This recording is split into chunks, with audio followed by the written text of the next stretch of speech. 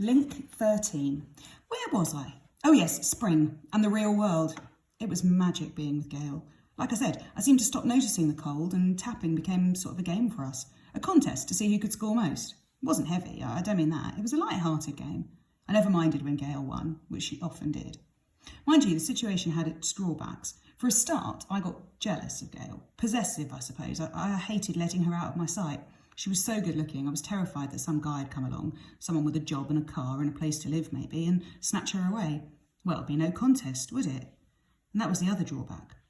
I started wanting work so I could offer her a home. I'd always wanted a job, of course, but now it became a longing, almost an obsession. Worst thing was, I knew it was a non-starter. Nobody was going to give me a chance the way I look now. But it didn't stop me wanting or trying. I really did try too. I haunted the job centre, wrote letters on nicked paper, bought stamps I couldn't afford. I even had a couple of interviews, but never got a result. They know, you see. If you have to give some job club as a return address, they know that you've got nowhere to live. They know you haven't worked in a long time, maybe never, and they don't want to know. They've so many applicants to choose from, why would they take on a dosser? I wouldn't if I was in their shoes. It was torture too, because every time I went chasing after a prospect, it meant leaving her behind, and all the time I was gone, I'd be worrying. Maybe that's one reason why I never got anything. They could tell I hadn't brought my brain with me. Anyway, April came along and my situation hadn't changed, and Gail was still with me, which astonished me when I allowed myself to think about it. She didn't seem to mind I had nothing to offer. I put it down to love. One Saturday, it was a warm, sunny day. We were sitting on the towpath opposite Pullet, the local night spot, enjoying the sunshine, when a middle-aged guy came up to us. "Excuse me," he said, "wonder if you could help me." I thought he might be lost or something, but then he said, "I'm trying to trace my daughter, and I wondered if you might have seen her. Her name's Tanya. This is her." He held out a snapshot. Gail took it, shook her head, and passed it to me. It was Toya. I nodded. "I've seen her a couple of times." "Where?" The guy practically jumped down my throat. "Where'd you see her? When?" I nodded towards the lock. "There, the market. Not for a while, though." "Did you talk to her? Did she say where she was living or anything like that?" I shook my head. "She was dossing, I think. I don't know where she hangs out."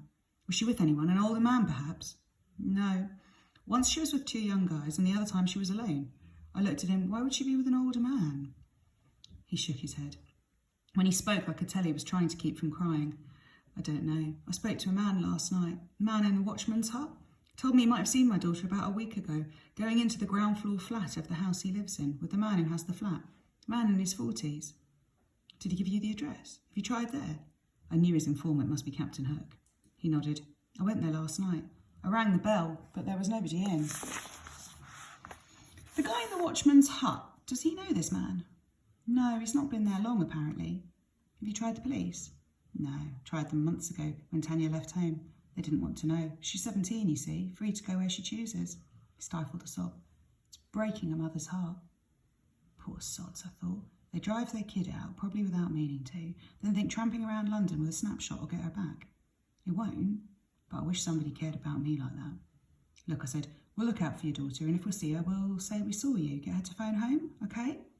He was so grateful he practically hugged me. "Bless you," he says, shoving a fiver in my unresisting hand. "Bless you both." He shambled off, clutching his snapshot and his useless hope. Gail and I watched him go, each pretending not to notice how close the other was to tears.